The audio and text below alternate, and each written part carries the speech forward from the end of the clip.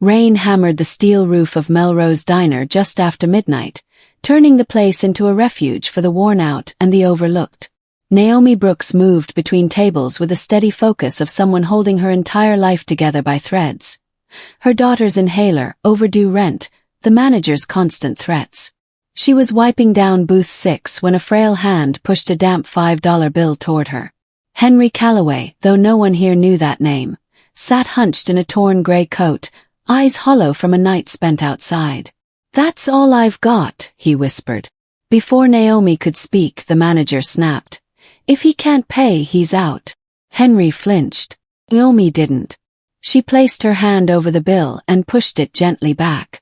"Keep it," she said quietly. "Tonight, you're not getting thrown out by anyone." Something shifted in Henry's expression.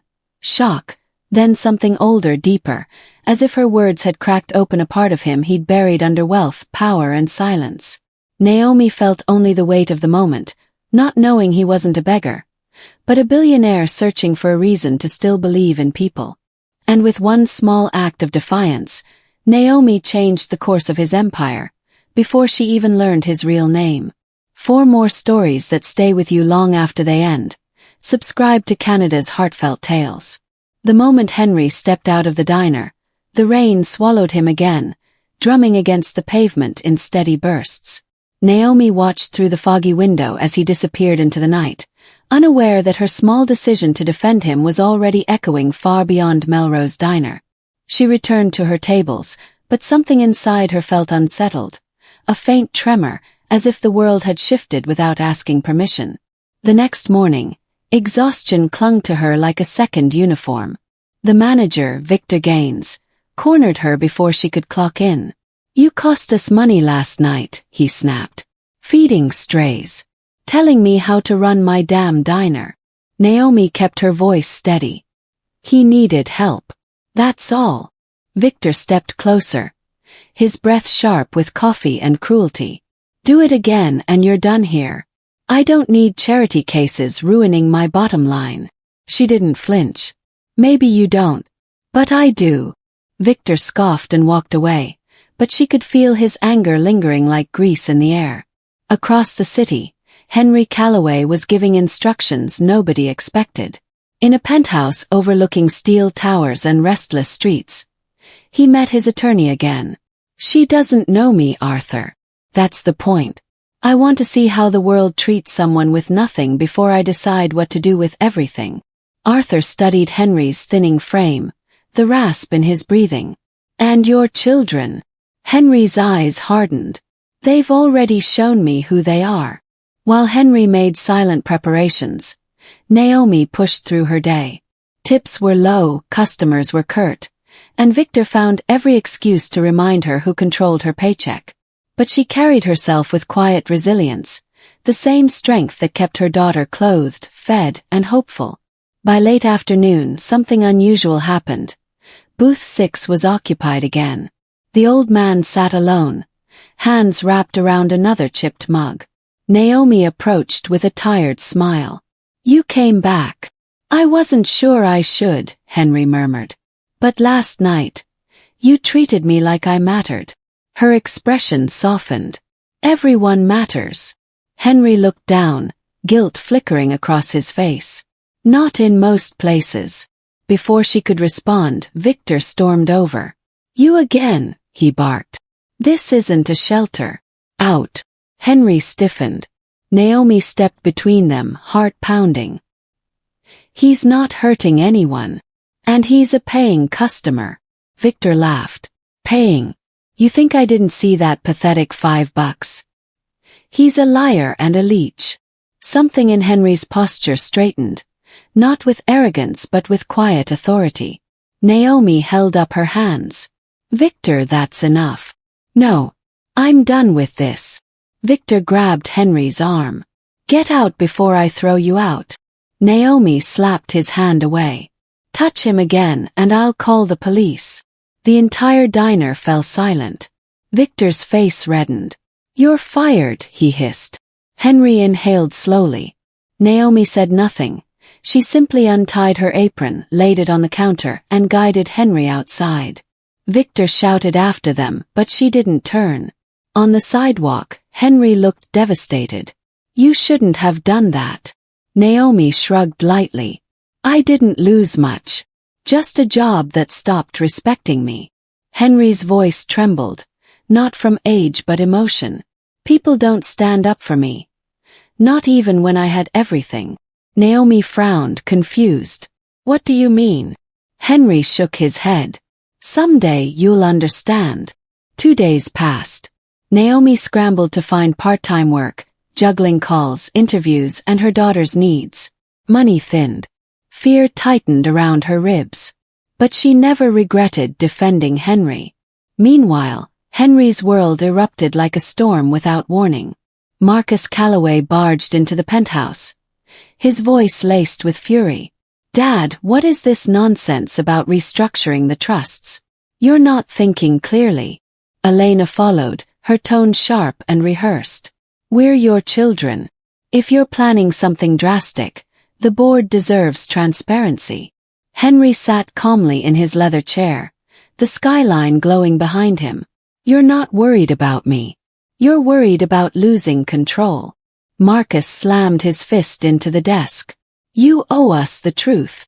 No, Henry said softly. I owe the world honesty. And I'm finally giving it. He dismissed them with a calmness that drove them deeper into rage.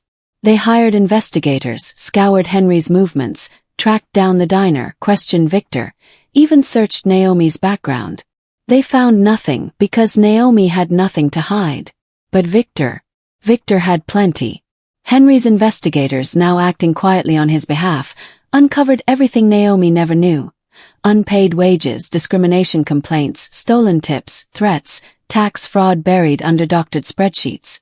Victor's cruelty wasn't personality, it was policy. Henry returned to the diner one last time, this time with 2 lawyers beside him. Customers whispered as he approached Victor, who froze mid-sentence. You, Victor sneered. You cost me my best waitress. Henry's voice carried the weight of a lifetime. And you cost countless employees their dignity. Victor scoffed. What are you gonna do, old man? One lawyer handed Victor a packet thick with evidence.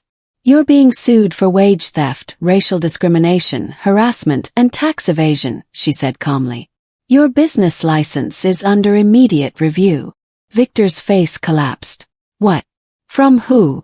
Henry stepped closer, removing his worn coat just enough for Victor to see the expensive fabric beneath. From the man you dragged by the arm and called worthless. Gasps echoed across the diner. Victor stumbled backward. You lied. Henry held his gaze. No. Tested you. And you failed. Victor was escorted out as customers whispered and employees exchanged stunned looks. For the first time, Naomi's absence felt like a wound across the diner walls.